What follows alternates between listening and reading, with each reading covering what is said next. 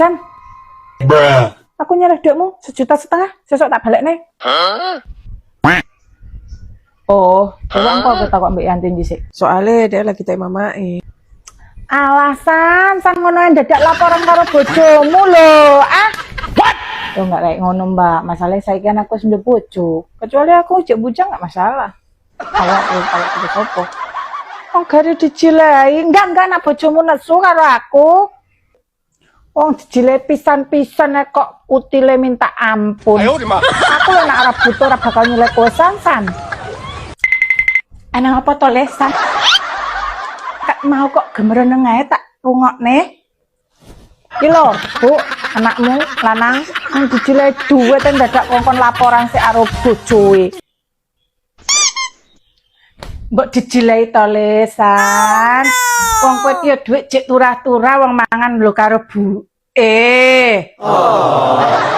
Bukannya aku nggak gelem nilai, Bu. Soalnya nanti kan nggak enek.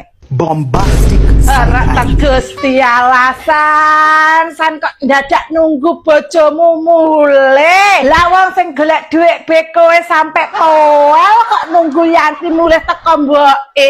Gek kapan? He lesan, seduluran ke aja udel le. Seduluran ke selawase.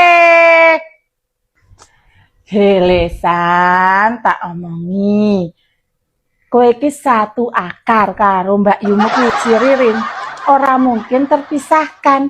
Makane nak sedulur ki sing diutamakan. Lah nak bojomu kan gur wong liya. Ngerti ora kowe iki? Allah Gusti Allah.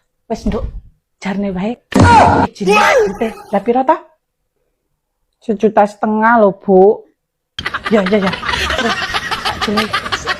Milih nang kelompok tak pernah engko nduk. Ya wes kawan pernah.